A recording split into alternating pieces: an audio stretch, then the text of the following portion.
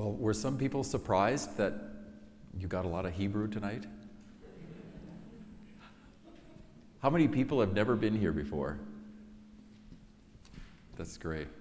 Well, you walked into the middle of this service, and I hope you've had beauty, and there'll be some more. Now we're going to switch completely to English. So now it's just going to be, you should have it in front of you, Eva's song. My friends, I speak to you from beyond your dreams, an old woman whose hands no longer tremble with love. My voice once spoke of 6 million candles that rose to the sky, and now I sing again. And you who gather here, good people who have all you need, your families, your friends, your city of lilac and rose, your boxes of blue light in your living rooms, your internet with its endless poems. Tonight at this temple, what gift have I left to give you? I have my last song, my memory of another time, a question of the eternal soul like a light still inside me. Did I do enough with my life? When I lived among you, I was known as Eva Lassman, born Eva Bialograd in 1919, that old time of horsemen, valor, and trains. In Lodz, my Polish home, evening skies burned electric red like a beating heart, and every map that was ever vague seemed clear. In their black coats and hair curls, our Hasidic men davened at shul, rocking back and forth on their invisible boats of glory, while our women held the wanderer's moon in their busy hands. My family of Jews carried 30 centuries of sorrow off a few small stands of joy. My Ochik, my father, held me on his lap and talked of the great light. Eva, he said, God will keep his promises, though not always how you expect. My mother, my Matka, taught me to knit curtains for our windows and light candles for Sabbath. When my brother Chaim was born, she smiled, Eva, be grateful for this world and always love the children. When my older brother Moshe's daughter was born, I held her tiny fists in mine. Lord, I smiled, she will be our butterfly. Can you see my family there? I once had photographs. There are no photographs anymore. Much happened to my family and the Jews. I learned there is a light so infinite it cannot be seen until it flickers. My friends, did you know everything can be taken from you? The world can hate itself with the fury of love while you wander in the thick of it. Throughout my life in America, people asked, Eva, how could the Jews not know what was coming? My answer, hate happens slowly, near firelight and singing, while children playing in the snow breathe air white as a loaf of bread, and old people sit together, comparing their wings. The radios fill with loud lies, the streets with tyrants, but we say to one another, when have the Jews not known a bit of hate? When the Nazis ordered "Wear the Yellow Star," we raised our heads in pride. When the police took our bicycles, we thought, it's better to walk anyway.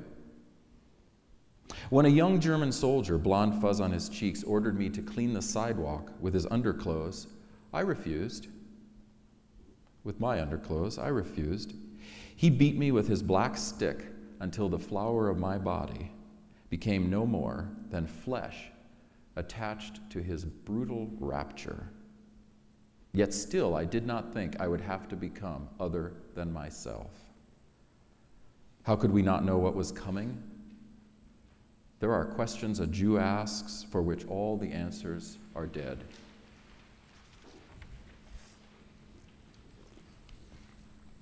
The Nazis broke down our doors. Juden, schnell. They chased us through the grainy fields. Eva, hide, my family cried. Eva, save yourself. Matka, who sang me awake to this life, lost her heartbeat to the fleeing. My Ochik died retching and pockmarked with disease. Moshe and his wife and daughter shot dead. Chaim, little Chaim, held on to his ragged clothes until, a naked boy at Auschwitz, he burned to ash. I fled to Warsaw, where the days of time closed to me. In that ghetto of grief, I became a woman. I learned to read the maps of God's silence. Friends, when you cannot save your own family, forgiveness of yourself becomes the worst cruelty imaginable. When the Nazis set fire to our ghetto, we who survived were herded into cattle cars. In the iron moan of trains, we rode to Majdanek. A rabbi near me whispered, "We must remain brave. But Lord, what trail is the Jew following?" We arrived at walls of echoing screams, as if God could make a hateful symphony. I begged the soldier at the garrison, "Please, let me keep my last family photograph." He put his gun to my head and he said, "You may keep it, in death." In the falling snow, I watched the last paper of my life turn to ash. People have asked me, "Eva, how did you few souls survive the camps of terror?" My answer, we decided the footprints of the Jews must not disappear from this earth. So we moved rocks from one wall to another to prove we were alive enough to move rocks from one wall to another.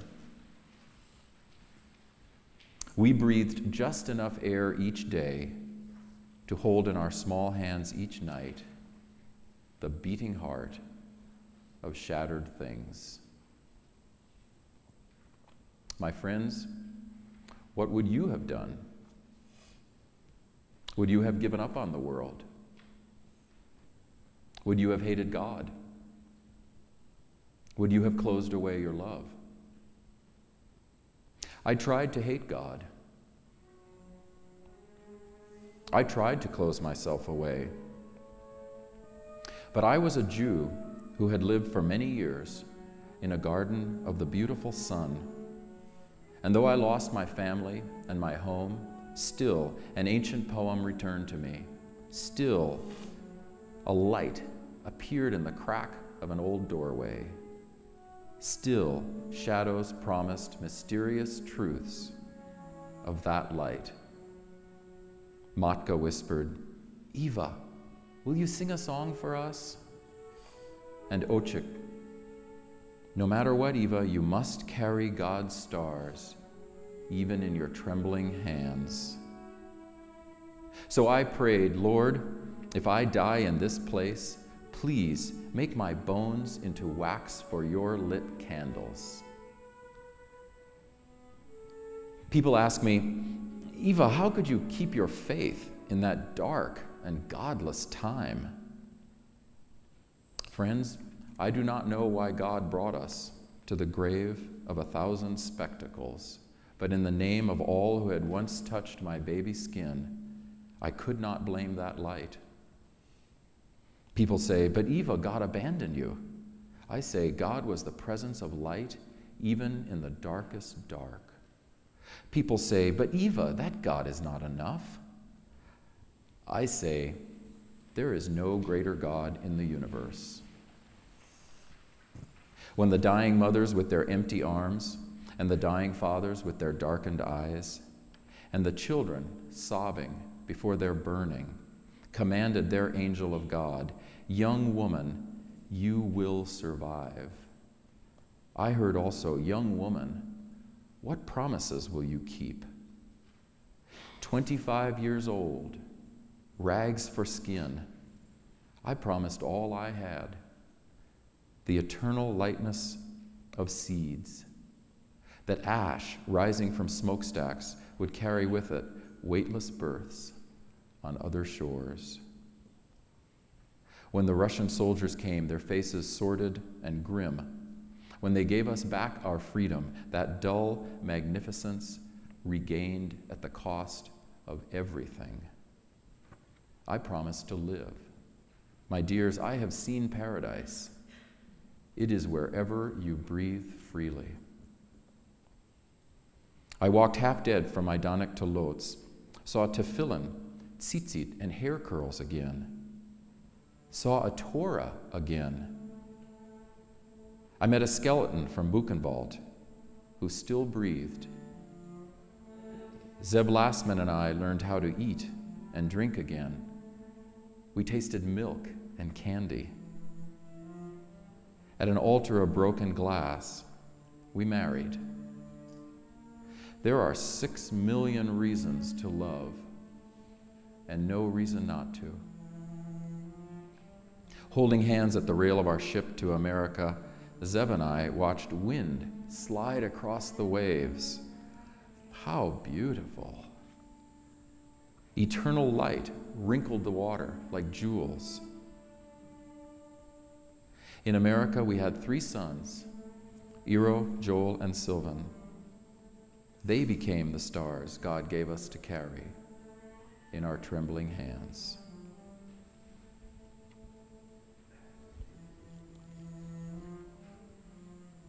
And our boys grew into men and married, and I became a grandmother, a bent lily with a slight accent, butterflies clinging to my stem.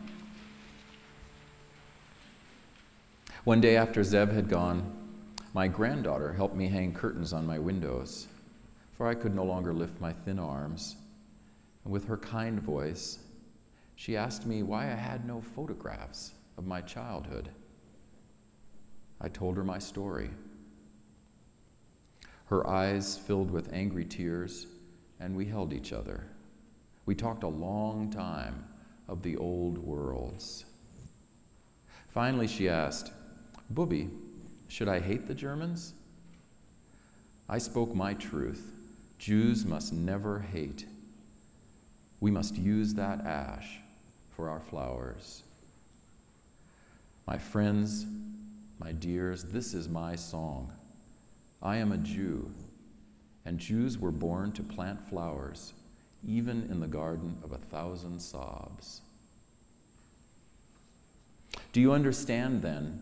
Do you understand the beauty of being here in your time, in your place? Will you choose to see what you must do? You don't have to walk through fire.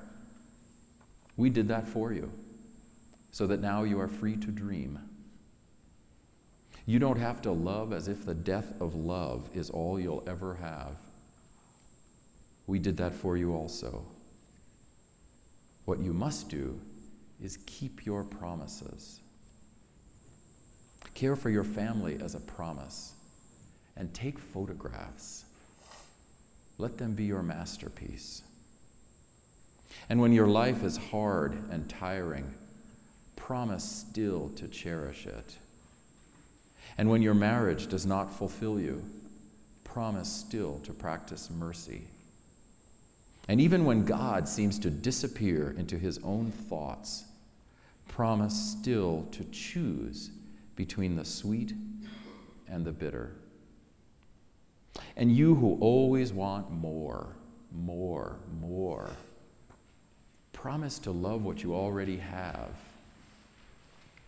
And you who sit complacent in a gilded cage, find your journey and a star. And when terror comes knocking on your door, say while you're cooking in firelight and your children play in the snow, when hate hisses on your internet or television or radio, your God is not the right God. Your children are not as holy as my children. Promise to fight that hate with every breath you have. No matter your creed or color, never let the ash of hate cover our human footprints. And when in your lives you lose sight of God's stars, when you think, I cannot have faith anymore. Remember why the first flower opened its petals to show its fragrant heart. It felt encouraged by a light so vast, such an infinite, blazing eye. It sought truth even in darkness and flickered there, a piece of creation ever reborn. I am the voice of Eva Lassman, born Eva Bialograd in 1919. I was a Jew who survived the excesses of God's masterpiece. When my life ended at 92, I knew the truth. Truth is not some loud answer to a human fear. Truth is a question as fragile as the world's most fragile child. What will we do with our lives? I gave everything I had to mine, so it would not merely be taken. Now I end my last song with love for you and your homes, with reverence for my life and yours. I end my song with hope that you will now and always ask yourself, what will I do with my life? In a voice so loud and clear, your children's children will hear your determination long before they're born. My dear friends, I hope you will find and feel as I did the freedom of being alive. And may you learn the lesson I learned.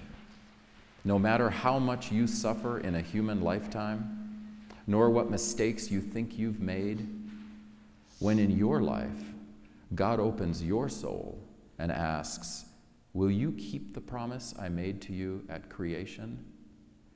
You answer, yes, Lord, yes, I will, to my last heartbeat, to the last action of my last breath, to the last flickering of my light. My life will be the promise you kept. Thank you.